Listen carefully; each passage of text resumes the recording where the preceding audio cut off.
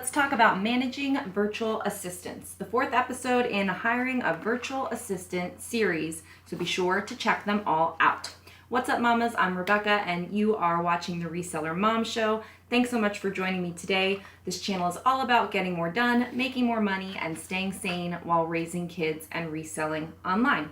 If you've already subscribed, thank you so much. I really do appreciate it, and welcome back. If you have not subscribed, I do hope you'll consider it for more Reseller Mom content like deep dives into reselling topics like virtual assistants and more, and even hauls and what sold videos. Now, let's check out managing virtual assistants.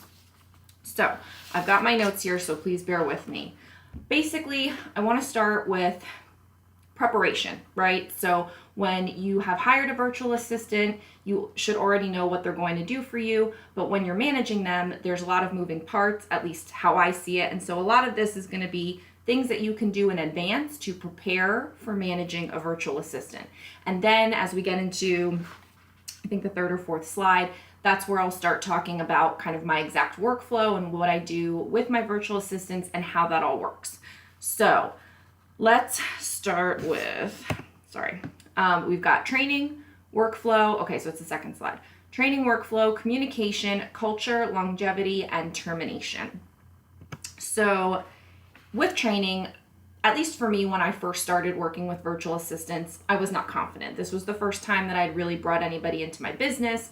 It was the first time I was ever coming up with tasks that I would have someone else do. A lot of these things were still new to me, and I didn't feel like I was quite the expert, but yet I was bringing someone in because I just really didn't have the time to handle all of these things myself. And so I created a step-by-step guide and a training manual of the task because I felt like that would help give me confidence in training the person, and that would help me be a better leader in leading them to what my expectation was for them as far as the work to be done. So, it sounds kind of like, duh, create a training manual, but please do it in advance and create a training manual. Write down each step of what you're doing, communicate it clearly, and test it on someone. I did that with my sister, who is also a reseller, and I had her kind of take a look through it and say, okay, if you're just getting this for the first time, does this make sense to you? And I think that that's a good way to go, and I would even take it a step further and maybe have your husband read it, or a friend, or other family member, someone that has nothing to do with reselling, that has no idea what it is. Can they actually complete the task based on these basic directions that you're going to provide? And so that should be a written document. I also think that you should do a training video if you can.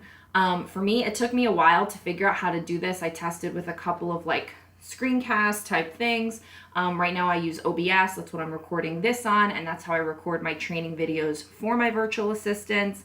And it helps really communicate exactly what you're trying to do because they can follow your mouse, they can follow your screen. It doesn't really leave a lot to be misinterpreted.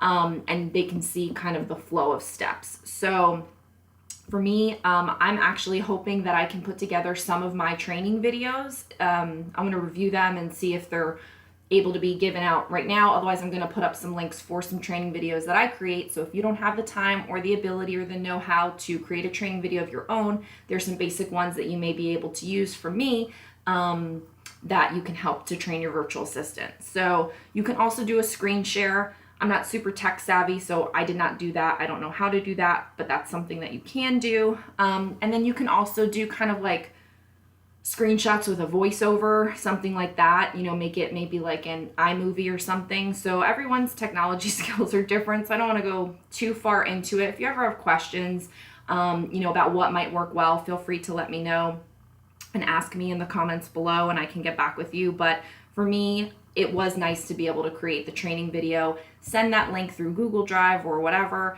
and have the virtual assistant review it and then let me know if they have any questions once they've seen the video. And that way I felt like we were more on the same page. Also, my virtual assistants are located in the Philippines, and while they do speak very good English, there is somewhat of a language barrier in certain respects. Some things we don't get, back and forth idioms and certain phrases. And so it's nice for them to kind of get the tone and the flow of what you're trying to explain to them through the training through a video rather than just steps on a sheet of paper or screenshots. So that's the training video. Then the next thing is create a list of expectations. Now this is something that I did not do in the very beginning, but I put it here because I kind of wish I had. So, when you get started with a company, you learn about what the expectations are. And I think some things are very basic, but because it's a virtual assistant role for your very individualized small business, they may not understand exactly what you're looking for from them. They may not know that you want them to tell you when they start in the morning and when they end for the day. They may not know that you want them to do your, sharing a certain way in your Poshmark closet, or I can't think of anything right now, but I would just sit and really put some thought into what expectations you have of this person that aren't related to the exact step-by-step of how to do the task. And I think that, maybe there's specific times you want things to be done. Maybe there's a specific way you want them to communicate with you. Maybe there's, certain other rules that you want them to abide by. So I think creating a list of expectations would be a good thing. Right now, the two that I have, the two virtual assistants, they've been working with me for quite some time, one well over a year, one's coming up on his year in August. And so I don't really think I need to do that right now, but I would for the next round of virtual assistants, should I need them. Knock on wood that I don't. The next is build a training period. So for you, it could be very exciting. I know it was for me when I brought a virtual assistant on board, and I just wanted everything to be happening. And I was so looking forward to the time it was going to save me. And I didn't really put a lot of thought into the fact that initially it's going to cost me more time, right? Because you're going to have to train them. You're going to have to let them do it. You're going to have to wait for that to happen. You're going to have to review their work, give them feedback, maybe make some tweaks, maybe do some things on your own, re-show them, recheck it. And so it is a process. And I think it's good for you to get mentally prepared that in a training period, whatever that is, but if you tell them it's a week or 2 weeks or whatever, that you need to be hands on deck with them, and that you need to set the expectation that you're going to be very involved in watching their work, but that's not how you plan to be going forward.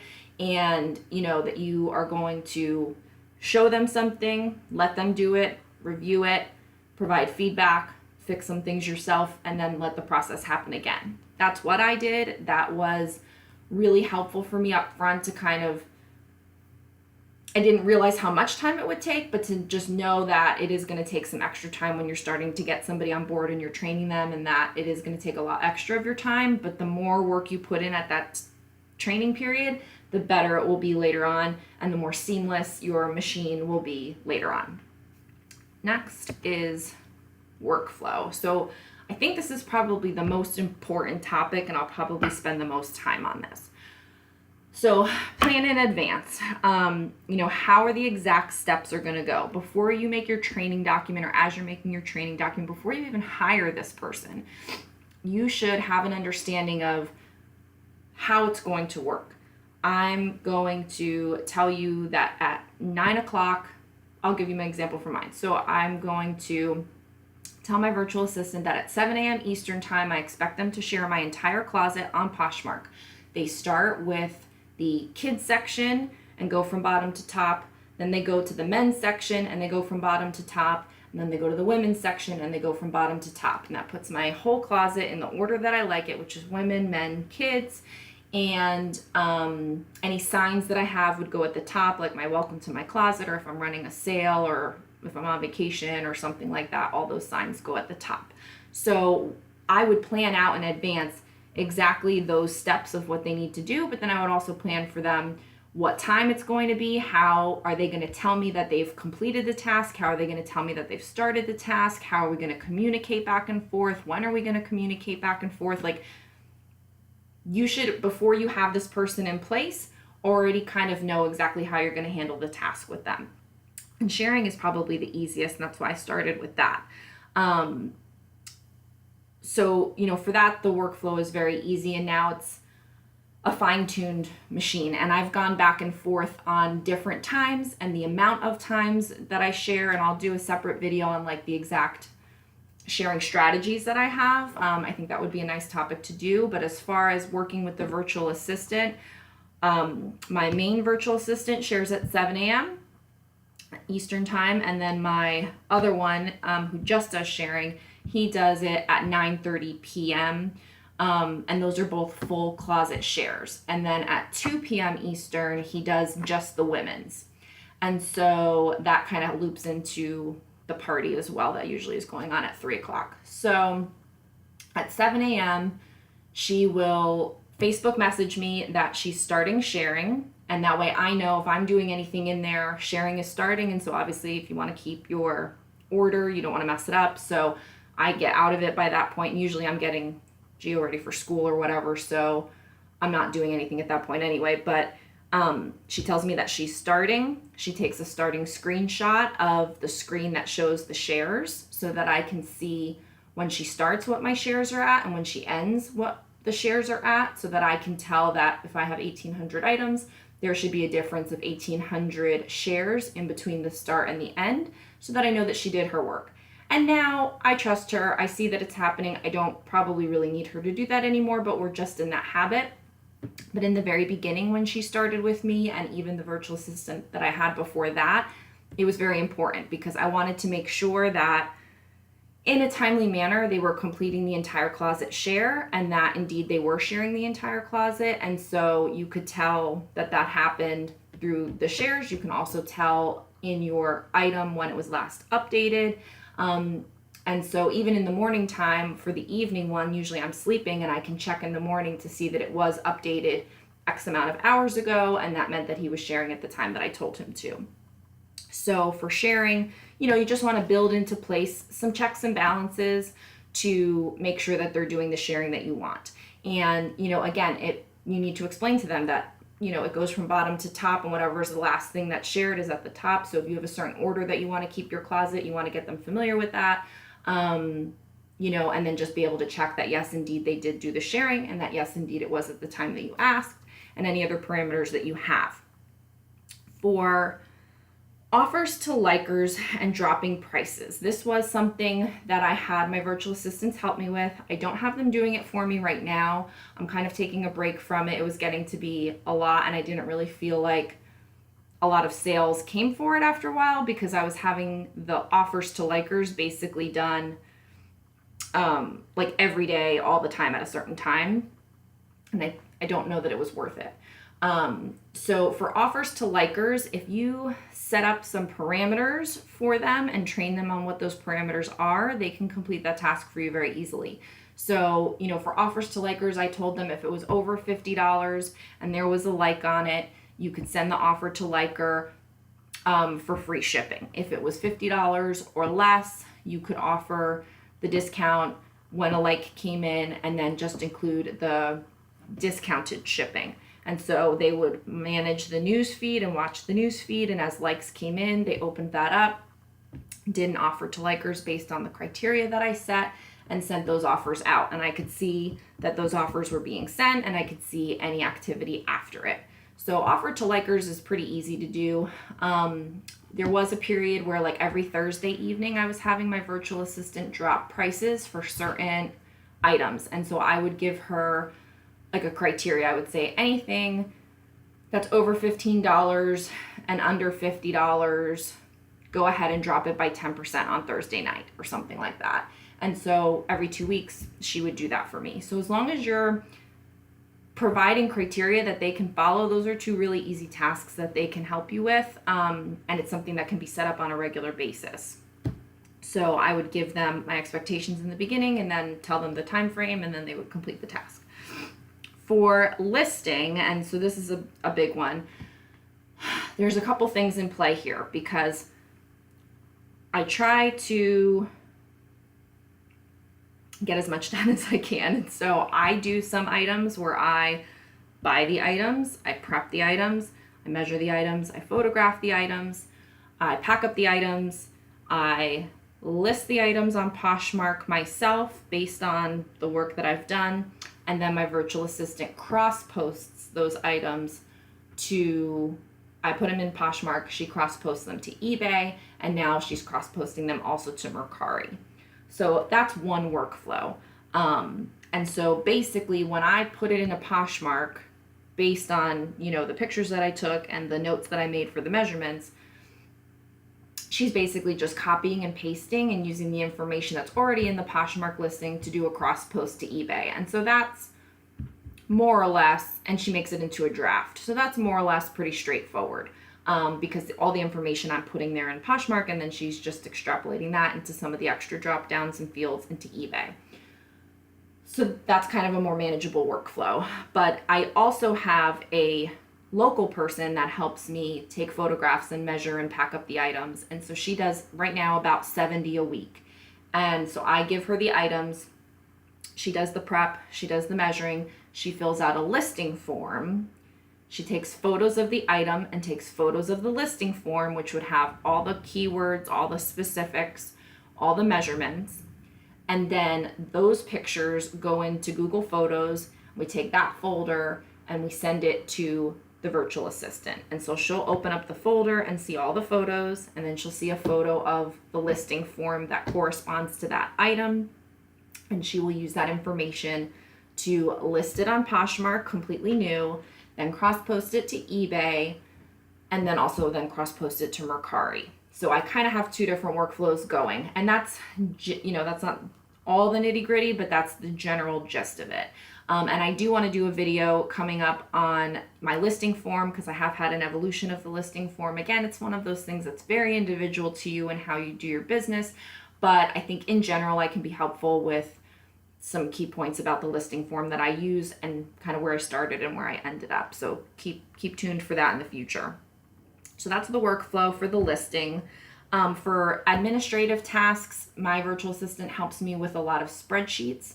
So I give her specific instructions on how to record Poshmark sales, how to record expenses, how to record everything that I purchase. I send her notes when I buy stuff at Goodwill with the date, GWO for Goodwill Outlet, the amount of money that I spent, and how many items, and she puts that into an expense tracker for me, and then she also puts it into an average item cost tracker for me so that I have a running total of my average item cost. So over time, we've just added more and more little tasks as far as her admin work for me. And so that, and I didn't talk about payment on any of this, I'll go back to that. So for the admin work that she does, I pay her like a monthly retainer, if you will. And I say, no matter what, I'm going to pay you X amount. I pay her every 2 weeks and on a Saturday. And, I pay her half the monthly retainer the first 2 weeks and then half the monthly retainer in the next 2 weeks. And basically that covers all of that admin work that she does on a daily basis for me in the spreadsheets. It also covers deletions, so she can review the sales on eBay, the sales on Poshmark, and now we're incorporating the sales on Mercari to note when something sells on one of those platforms to delete it from the other two platforms. And, in eBay, that would be ending the listing. In Poshmark, it would be deleting it. When it's an eBay sale, if they have not paid yet, on Poshmark, we mark it not for sale. On Mercari, we inactivate it. When the payment goes through, then those are deleted. The other way around, pretty much all you can do when it sells on Poshmark, it's a sale. And so you can delete it on Mercari and you can end listing on eBay. And I leave those ended listings for like a day or two, just in case somebody on Poshmark maybe cancels or something, or there's a problem with the label, or I don't know what. I just leave them in there because then I can always list it pretty easily if I needed to. So that's kind of the deletions in the admin work for that as the monthly retainer. For the offers to likers and dropping prices, I would just pay a flat fee based on whatever I was having them do. So I would say for 24 hours of offers to likers, this was the rate. And I'm trying to even think what that was. I think it was like $3, because usually I go off of like anywhere between $3 and $5 of an hourly rate, because of where they're located and because of, the amount of work that we've done together. One gets paid a little bit more than the other. One's been with me a little bit more than the other. And so about $3 was for offer to likers. The dropping prices, I paid more because that took a long time. I mean, that was a couple of hours worth of work, and there was a lot of items that we were dropping because I was giving her criteria based on dates of when they were listed, and so it was a couple hundred items sometimes, and that can take a long time. So sometimes she did it over 2 days, and so that was a flat $20 fee that I paid for that. Sharing, right now I've played a couple different rates, but right now it's $5 for an entire closet share. So at this point in time, I have a pretty solid 1,800 items on Poshmark, and I pay $5 for those 1,800 items to be shared, from kids bottom to top, men bottom to top, women bottom to top. That constitutes a whole closet share, and that's a $5 charge. It takes about an hour, give or take.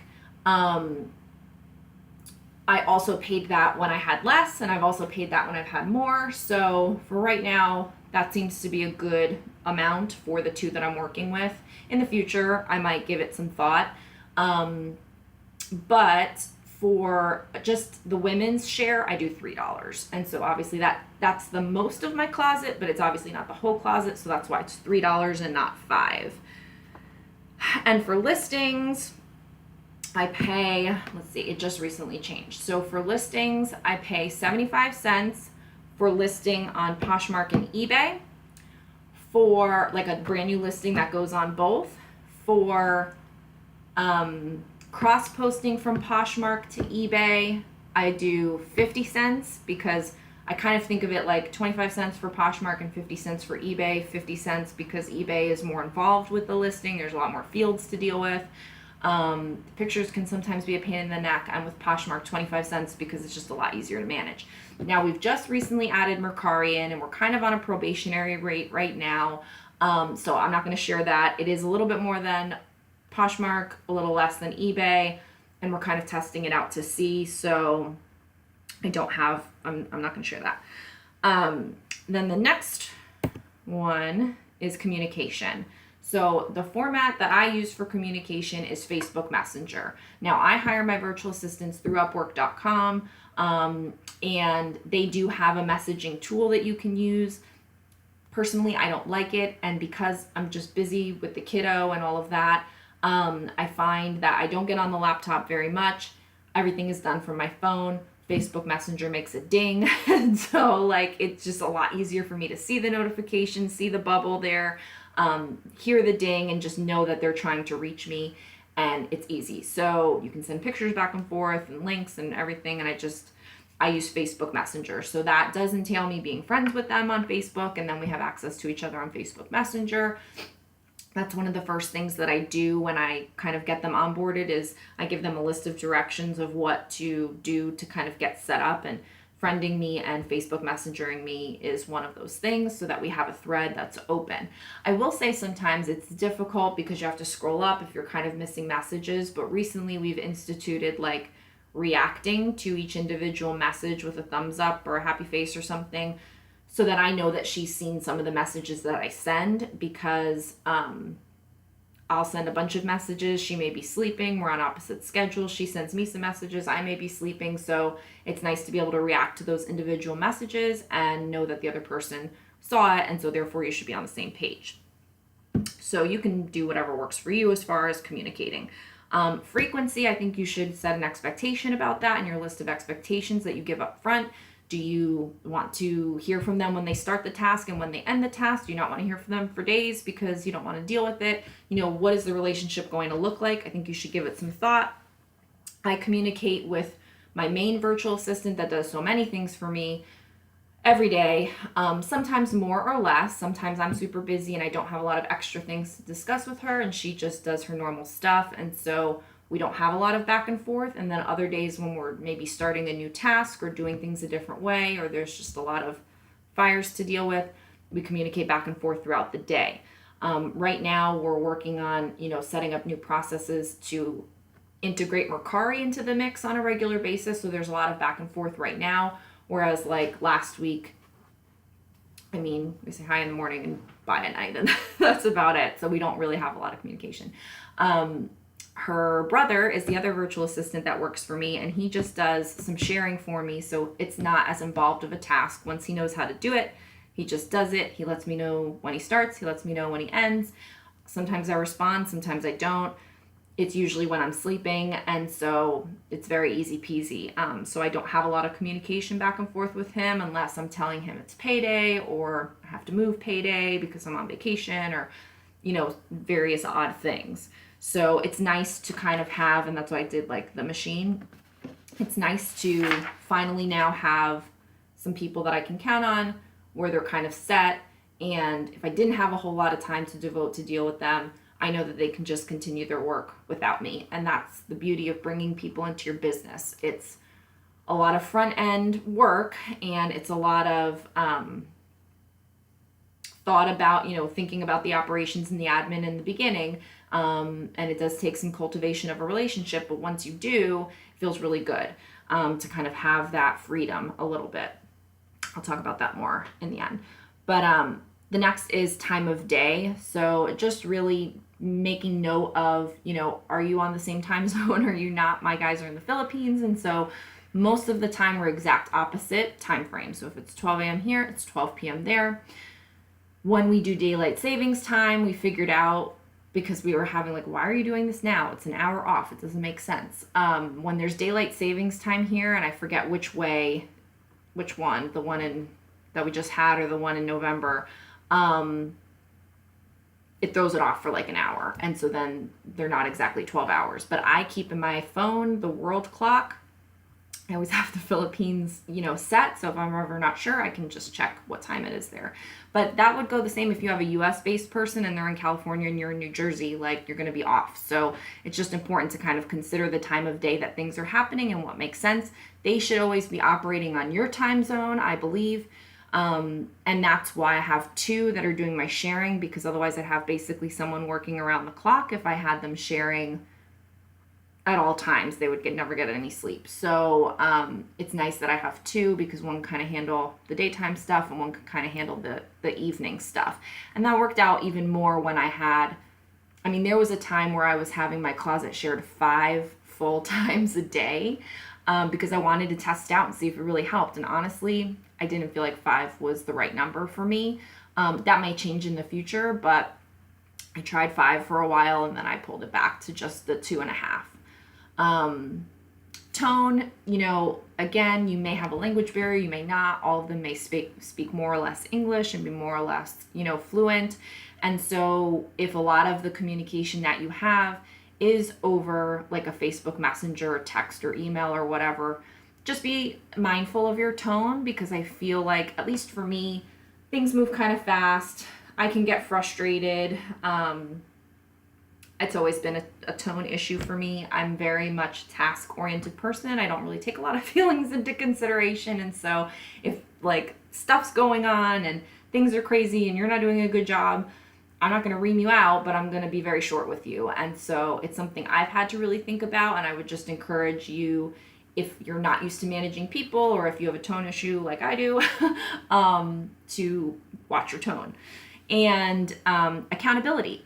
For me, knowing that they depend on me for a portion, if not all, of the income that they're trying to make through their virtual assistant business helps me be accountable and productive. And I talked about this in one of the other videos in the series, 10 things that my virtual assistant does for me, because I counted, the accountability that I have to them as one of the things that they do for me. Because I know that my virtual assistant expects that every day she's going to list 10 to 20 listings for me, I need to make sure that I have 10 to 20 things for her to list. And that means I have to buy 10 to 20 things, per day. That means that I have to have those photographed, whether it's by me or by my photographer. Those listings forms have to be completed and those photographs have to be to her, otherwise she can't list. Today, I haven't sent her any yet to cross post. Usually I send her 10 to cross post and then she has 10 from the photographer. But the photographer took this week off, so technically I should have made up the slack. But there's no way in HE double hockey sticks that I'm going to be able to photograph 20 items, do all the prep, do the listings, pack them up, send it to her every day, given everything else that's going on. It's just not possible. So, she's down a little bit right now, and that I don't like that. I feel bad because she's probably counting on a certain amount of money, and I'm monkeying around with that by not providing her the work that she is willing to do. So it's a little pressure, But I think I need that pressure to continue to be productive, because there are days where you just don't want to do anything. And sometimes that's okay. And other times you have to say, no, because my virtual assistant is expecting me to have 10 things for her to list or whatever. So it's just something that I put out there because it is helpful to me, and it might be helpful to you as well. Culture. So maybe people think about this, maybe they don't. I think about it. What kind of workplace is your company? And so, I barely feel like a company, but I do want to feel like a company, and I want my virtual assistant, who probably has worked for companies, to have confidence in me so that they will be accountable to me and do a good job. And so I want them to feel like they're a part of my team, that this is a company, and that I rely on them, that the work that they do is important. And so if you kind of treat it like that from the beginning, they will get that feeling, even if you're never going to see each other, even if you're never going to meet, even if you're never going to have a phone conversation. I want them to feel like they work for Mom or a Boutique, and this is how it is at Mom or a Boutique, and this is their workplace, and when they come, they're part of the team. And so I try, it doesn't always work out, but I do try to make them feel that way. And I can't really explain exactly how I do that. I think it's just in your everyday back and forth with them. But I think it's something to be considered and thought about, because I feel it's very important. And that kind of leads into, what kind of boss are you? Sometimes I want to be a boss and sometimes I don't. And I just want to do my own thing and not be accountable or relatable to anybody. And I just want to fly by the seat of my pants. But I do recognize that I am their boss. And so it's nice to have, some back and forth and some personal chit chat and to know a little bit about them. And we do that sometimes, but mostly I keep it pretty businessy, because again, I feel like it's a respect thing. I feel like because we don't see each other, they can't get my tone. They don't know what's going on. I don't make too many jokes. If I do, I put an LOL or I put a happy face so they know it's a joke. I just try to be very mindful of the communication and tone that I present as a boss. And, I don't really want to be involved in a lot of personal chit chat. I mean, I think like last night, the virtual assistant was trying to log into the remote computer that I have set up for her. And so she was like, I'm requesting to sign in. I had to go turn on the computer, but I had already done it in preparation for her so that I could go make dinner and so that we could eat as a family. And so it really drives me nuts when she's like, it's not working or it's not on, and I have to run to the other room and do it in the middle of dinner, because that's family time. And I try to keep work time over here and family time over here. And I was getting frustrated with her, and I said something, and then I said, when we're in the middle of eating, I said, so if I can get back to this in a couple of minutes, that would be great. I tried to have it ready for you ahead of time, but it didn't work out. And then, she wrote back, make sure you save me some of the dinner. And so then I wrote back, I don't know if you really want it, because it's chicken and beans and quinoa, and it's, 6:00 p.m. here and it's 6:00 a.m. there, and don't you want eggs or something? And, I was just being silly. And then she wrote back something. We're talking about weird breakfasts that we had, and it just got out of hand for like 5 minutes. So those things are fun. It's light, it's breezy. We don't do it all the time, and it's enjoyable. She's kind of a weird person.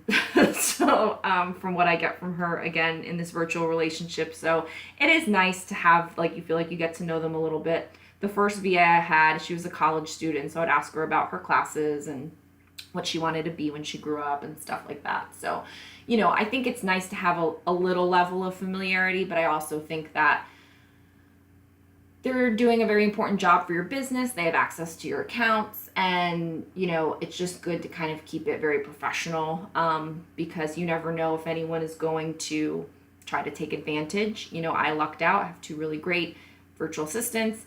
Pretty much all of the ones except for, I would say, 1 or 2 in the very beginning were great, and every one that I had for reselling was great. The 2 that I didn't really get on with was they were like graphic designers, and so maybe that's a whole separate thing. And they were also men. But and everybody else has been, well, no, because Normandy's my virtual assistant's brother is a guy, so I don't know. But So just how do you treat them? Something to think about. I'm kind of rambling. I feel like when I do this for a long time, then I just kind of like go off on these tangents. So we're almost done. Perks and benefits and bonuses. So if you can, think of some perks. If you can think of some benefits, if you can think of some bonuses. So, for me, when it's their birthday, I give them a bonus. When it's Christmas, I give them a bonus, I give them, Christmas Eve and Christmas Day off paid if that was a work day. I give them New Year's Eve and New Year's Day off paid if that was a work day. Also, keep in mind, the Philippines is a Catholic country, and so, Christian holidays is something to keep in mind. I do in the future want to kind of look into more of maybe what's their holiday or anything else that I can do that would be meaningful to say, like, I know this is a national holiday for you, you can have off or whatever. I just haven't done it yet. There is a National Virtual Assistant Appreciation Day, and it's in May, and I'm going to do a big thing for it now that I have a channel. I just haven't planned it out yet. But last year I, made a sign that was like, I heart my virtual assistant. I took a picture and I sent it to them and I gave them a bonus, and, I just kind of wrote them a nice note, and I thought that was nice. And then, I do, and then I do an anniversary bonus, and these are small bonuses. It's not a lot, but it's just, I think, hopefully something meaningful for them to know that they're a part of the team, that I do appreciate their work.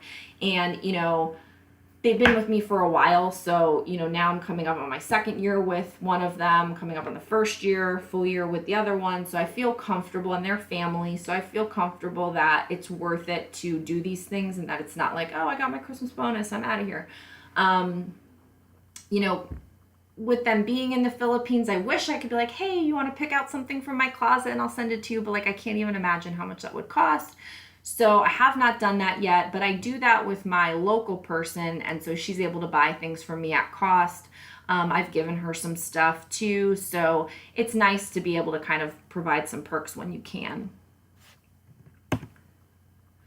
Longevity. I think that it's nice to talk about the future, in letting them know if you have future projects coming, or that work may increase in the future. Or what are their expectations for the future, so that you start to let them know if you're interested in having this be a long-term gig with them and for them, to kind of test the waters that they are interested in that back as well. I do put that in my job description, like, this is a long-standing thing. I'd like to build a relationship. You're part of the team. I kind of try to set some of those tones and expectations in my job description and during the onboarding process. So you don't want to say too much too soon, because you don't want to lead them on in case you don't really like them that much and you need to fire them. But, once you kind of know that the relationship will probably work out and they're going to do a good job, I would start to drop those kinds of hints and have those kinds of conversations, because I think it's good as they maybe are wanting to pick up other clients. It lets them know that you may have more work for them. Maybe you can get them to be just your person and you're their person, and they're like an employee even though they're not. Whereas, most virtual assistants have several employees at a time and do several different kinds of works and schedules. And so, it's just something to consider, letting them know what comes down the line if you're interested in having them do more for you for longer. I kind of talked earlier about treat your VA well, different perks, benefits, different things that you can do, and the kind of tone that you have with them. And then I do think being consistent, really up until just this past week with Mercari and with the photographer taking a vacation, I haven't waned from my 10 to 20 listings. Like, at first it was just 5 listings every single day, and she always got 5 listings every single day. Then I upped it to 10, then we upped it to 20, and then I told her every once in a while we may have to go back to 10. And so I've given her heads up on that. And so I'm very consistent as far as providing the same amount of work for her when I say so. That doesn't mean that we haven't changed the scope of the work over time, because we definitely have. We've increased some things, we've taken away some things, but the communication and the expectation is set longer term. So it's not like one week she does 5, next week I need her to do 50. It's 5, and then it's 10, and then it's 20, and then it's we might be back to 10 for a little bit, but we're going to go back to 20 soon. It's do the dropping the prices for $20 every 2 weeks on a Thursday for 2 months. And then, okay, this really isn't working out. And I let them know why I'm taking a task away or why I'm adding a task so that they feel included, not in the decision-making process, but in just understanding how they fit into the larger picture. So that's, be consistent. The final part is a sad part, but sometimes a good part and sometimes a necessary part, termination. So initially I was very afraid to fire a virtual assistant. And then I got over it. So, there was a girl in the beginning who was local but virtual, if that makes sense. I talked about it in my story time, and her reliability just wasn't there as time went on, and I probably should have fired her and handled the situation a lot earlier, but I was scared. I really needed the help, and I thought any help was good help, and so even if it wasn't consistent, at least it was something, and I really didn't want to go through the process of finding someone new, and so I felt very much like she had me over a barrel. And you can't think like that, because it's your business, and that's the second point. Like, it's your business, and you can run it however you damn please. And so if this person is working for you, treat them as good as you want. Or not, but then I don't know how long they'll be working for you. But if they're not working out, you need to kick them to the curb, because you take your business very seriously. And if this person were right here with you, maybe you wouldn't be, taking that kind of unreliability or lateness or shoddy work or whatever. But because they're virtual, or because you're a mom and you're crazy busy and you just need help with sharing, and you're just so happy that you don't have to share anymore, but maybe they don't share at the right time, or they skip a day, or they don't tell you, or whatever, nip it in the bud. Have a system in place for yourself of a 3-strike rule. I'm going to talk to you about it and tell you what's the problem. If it happens again, I'm going to talk to you about it and tell you what's the problem. If it happens one more time, you're out. And you can set that expectation with them. As far as I'm aware, there's no super duper rules when it comes to this. So, I feel like even if you have a vibe that you don't like from the person, you have to trust them with your business. And if you don't, you need to get rid of them. So don't be afraid. It is your business, and you can run it however you want. And so if somebody's not working out for you, be fair, give them fair warning, but then sever ties. And when you do, plan in advance, prepare in advance, because they do have access to your accounts, or whatever accounts you're letting them have access to, whether it's a third-party listing software or whatever. And so you want to know that you're going to do the termination and be prepared, have your message ready to send or whatever. So I've prepped something in advance that I'm going to send. I go and change the passwords to everything, and then I send the note, and then I'm available for the fallout. And most of the time, they just don't respond. And I'm usually pretty clear in what I say and giving them some compliments about what has worked well and that they were appreciated. But here's the issue, and this is what I need to do going forward. And thank you so much for your hard work thus far, but I'm no longer interested in continuing working with you, or however I say it. And so it's kind of we don't need to talk any further type of thing. And so I don't know if I've only really fired 2 that I would consider firing, and they didn't respond back to me after I sent the message. I don't know if they tried to log in or not, and then found that the passwords had been changed, but they were changed in advance of me sending the note. And so I feel like that's the best way that I know to handle it. I just got something in my eye. So that's how I handled it. That's how I, thought about it. Things to consider. Just a reiterating of a couple things from earlier. Provide clear instructions wherever and however you can. It's going to be helpful, and it's worth the prep time in advance. Over communicate as much as you can in the beginning, especially, and provide video training wherever possible. I just think those are super helpful things to consider when working and managing with a VA. What I would have done differently, I would have fired sooner, which I just mentioned. I would have spent more time upfront providing feedback. So providing feedback earlier in the process, like when they're still training, if they're doing something that I wasn't super excited about, but I'm like, oh, they're training, it'll fix itself over time, or they'll get used to it or whatever. No, address it. This is not working for me. This is not what I was expecting. This is not how it should be done. You're doing this. I need you to do this. That kind of stuff. Nice. Not the way I just said it, but nicer. And then I wish I had communicated more clearly. And that takes, that's on the preparation side of getting things ready in advance of them doing it. And then throughout the process being more clear. In any ending situation, I think it's very clear. You're fired. That's it. Bye. So those are, what I would have done differently. Comment below with your questions for the Q&A video that's coming up. I'm going to try really hard just to do one Q&A video, but I'm not sure when I'm going to have to record it just based on schedule. So put all your comments below here. I may also be asking for them on Instagram as well, but the comments are always helpful here too. And if it's something I can just answer real quick, I will, or I'll include it in the video. And if that video gets recorded before this video comments are there, then I'll answer them here, if that makes sense. And there's more videos in the How to Hire a Virtual Assistant series. There is the story time, my experience with hiring VAs. There is 10 tasks my VA helps me with. And then there's coming up the VA Q&A video. And then there was also right before this one, the hiring part. So this was the managing part. The other one is the hiring part and everything to take into consideration when actually hiring and going through that process. So that's all I have. I know it was a long one. I'm like actually exhausted right now from talking so long. And if you've made it till the end, thank you so much for watching this long. I do appreciate it. And I hope all the info was very helpful in helping you to get more done, make more money, and stay sane while raising kids and reselling online. Remember, mama's boss best. Thanks for watching.